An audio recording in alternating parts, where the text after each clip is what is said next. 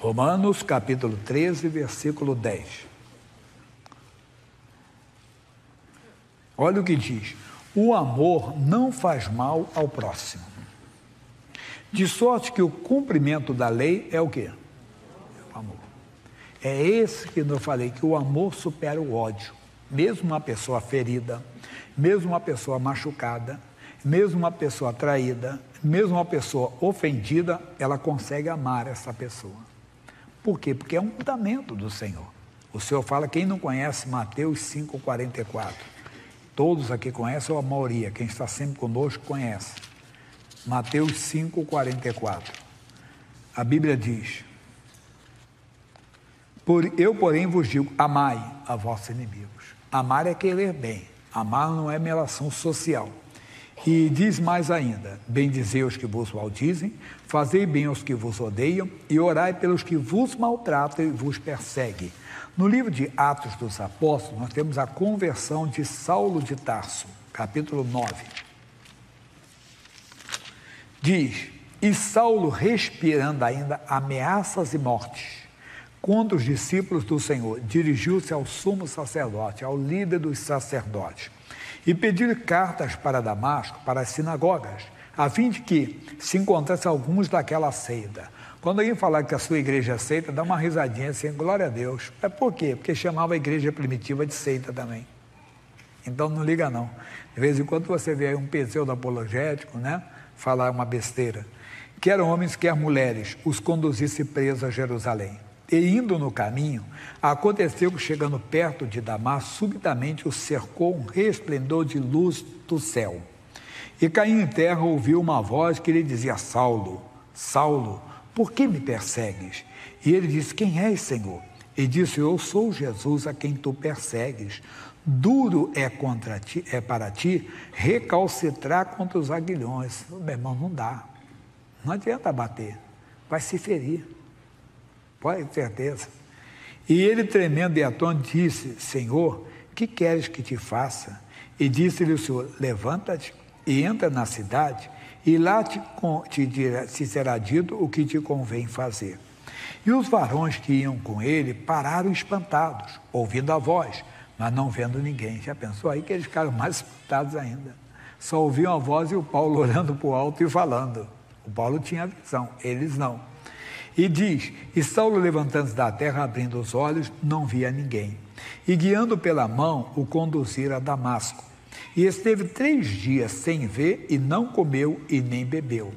E havia em Damasco um certo discípulo chamado Ananias. E disse-lhe o Senhor em visão. Olha que coisa profunda, hein? Assim. E disse o Senhor em visão: Ananias. E ele respondeu: eis-me aqui, Senhor. E disse-lhe: levanta-te e vai à rua chamada direita, e pergunta em casa de Judas por um homem de Tarso chamado Saulo, pois eis que ele está orando. E numa visão ele viu que entrava um homem chamado Ananias, e punha sobre ele a mão para que tornasse a ver. Deus não é Deus de confusão. Deus falou com Saulo, mas já tinha falado com Ananias. Deus não fala de um lado, Deus fala dos dois lados. E não fica forçando a pessoa: por que você não ouve a voz de Deus? Não. A coisa é particular entre a pessoa e Deus. Deus não é Deus de confusão. Pode ter certeza disso. Quando Saulo chegou, Ananias não ficou surpreso. Todos eles já sabiam. Deus tinha falado dos dois lados. E respondeu Ananias: Senhor, de muitos ouvi acerca deste homem. Quantos males tem feito aos teus santos em Jerusalém? E aqui tem poder dos principais dos sacerdotes para prender a todos que invocam o teu nome. Somos nós, que às vezes somos Ananias. Somos discípulos do Senhor, somos de Jesus, mas às vezes queremos ensinar ao Senhor. Senhor, o pastor Jaime pregou hoje lá, que eu tenho que amar o meu inimigo, mas aquela pessoa me fez isso. Aquela pessoa destruiu meu casamento, aquela pessoa me fez perder o emprego, aquela pessoa matou uma pessoa da minha família. Mas Deus está mandando você orar. Deus já sabe de tudo. Deus sabe de todas as coisas. Quer dizer, Deus trouxe você para ouvir essa palavra: o amor supera o ódio. O fim da lei é amor. A lei de Cristo é amor. E nós não conseguimos às vezes. Por quê? porque ainda não estamos tomados por esse amor, não conhecemos verdadeiramente esse amor. E ele teve que fazer tudo isso, e respondendo a Senhor, quantos mais tem? Disse-lhe, porém, o Senhor, vai, porque este é para mim um vaso escolhido, para levar o meu nome diante dos gentios e dos reis e dos filhos de Israel. E eu lhe mostrarei quanto deves padecer pelo meu nome. E Ananias foi e entrou na casa. Ananias mudou a história dele. Quem seria Ananias? Ninguém o conheceria. Deus levantaria outro. Tem gente que perde história, não? A sua história poderia ser diferente. Quando? Quando você ouviu a voz de Deus e não cumpriu de orar por aquela pessoa, de interceder, perdeu. Esse homem poderia ter passado sem ser percebido, mas entrou para a história como um homem que orou por Saulo de Tarso, o grande apóstolo Paulo. O missionário R. Soares fala que quem ganhou Billy Graham foi um dos maiores pregadores do mundo. Levou muita gente aos pés do Senhor. Mas eu pergunto, eu sempre falo sobre isso, ele diz, quem ganhou Billy Graham para Jesus? Saulo de Tarso foi um ganhador de almas, se tornou o grande apóstolo Paulo, mas o Ananias tem participação. Porque o Ananias ouviu a voz de Deus e foi lá orar pelo Saulo de Tarso. Irmão, você pode entrar para a história. Alguém que hoje é um seu inimigo, é uma praga, entenda, na sua vida, ele pode ser uma grande bênção na sua vida e na vida de muita gente, até na própria humanidade. Você não sabe o que você... Quantas vezes você desprezou? Porque Deus chama as coisas loucas para confundir as sábias. Foi esse homem aqui que consentiu a morte de Estevão. Veja comigo o capítulo 7, versículo 54.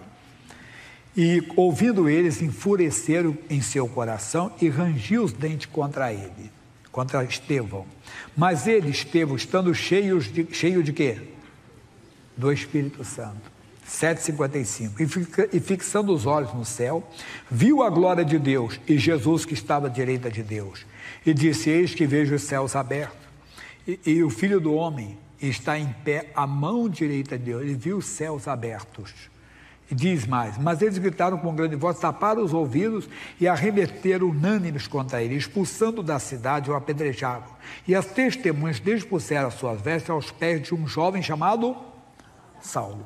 Aquele Saulo, e apedrejaram a Estevão, que em invocação dizia, Senhor Jesus, recebe o meu espírito, e pondo-se de joelhos, clamou com grande voz, Senhor, não lhes impute este pecado, e tendo dito isso, adormeceu.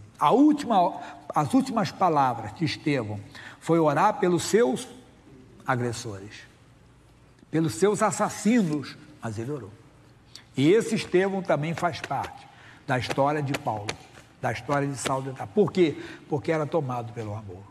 Vamos agora para Efésios, capítulo 3, versículo 19. É bom, meu irmãozinho, é bom. Abrir a Bíblia, você se surpreende. Você abre a Bíblia assim, Deus, eu tenho que me converter mais. Efésios 3, 19. E conhecer o amor de Cristo, fale, leia você, que excede todo o entendimento. Todo. Mas como é que pode? Ele sendo apedrejado, morrendo, não era pedrinhas não, que matou, deve ter deformado o Estevão. Ele orou, é o amor de Deus que estava nele, o amor de Deus que fez ele pedir a salvação daqueles homens, que dias depois Saulo se converte. Olha que amor, esse é o amor de Deus que excede todo o nosso entendimento, e esse amor também é a nossa força, irmão, porque Deus é amor.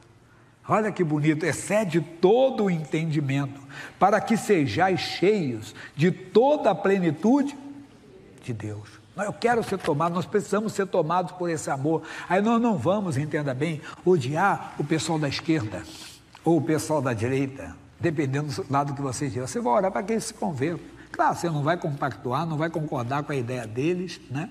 Nem vai passar a mão na cabeça dele, nós vamos para o céu se converter, se não se converter, tanto direita como esquerda. Falando isso para quê? Hoje é uma briga muito grande no país, né? E nós temos que saber, irmão, eu não sou direita nem esquerda nem centro, nós somos dual, somos de Jesus. A vontade de Deus é que todo homem seja salvo. Você vai começar a amar as pessoas e não vai fazer como aqueles ranger os dentes. Esse filho do diabo. Não, para com isso. Você vai orar pela conversão deles. Você vai começar a orar pelo seu vizinho que põe o som muito alto, que xinga palavrão, que fuma maconha, entenda bem, que fala palavrão. De você ficar com raiva dele, você vai começar a orar pela salvação dele. O amor de Deus, que excede todo entendimento, vai te guardar. Você vai orar por aquela mulher que destruiu o seu casamento, ou aquela mulher que está com seu marido. Você vai orar por aquele homem, entenda bem, que até matou alguém. Você lembrou dele, Jesus, que ele se arrependa. Amar não é relação social, você já ouviu isso, aquele beijinho no rosto, não. Vai chegar lá e dizer assim, irmãozinho, eu quero dizer que eu te amo também, vem cá. Não, não é isso, não. Você de longe mesmo ora pela pessoa. Você mostra que o amor supera o ódio. O amor supera, você vai vencer. Para terminar, não dá para agora, mas vou dar para você. 1 de João 4,16 e terminamos. 1 de João 4,16.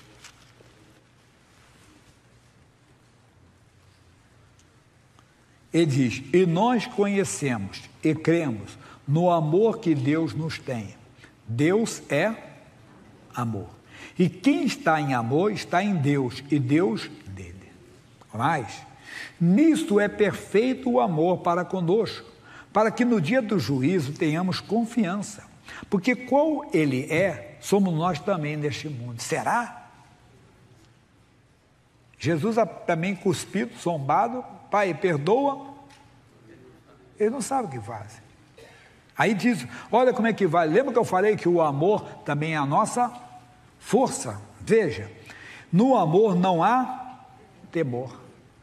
Você vai ser um homem corajoso, intrépido, forte, muito forte. Antes, o perfeito amor lança fora o temor, porque o temor tem consigo a pena e o que teme não é perfeito em amor. Nós vamos pegar intrepidez, coragem, nós vamos crescer muito nesse amor que você acabou de ouvir. Essa é a palavra de agora. O amor supera o ódio.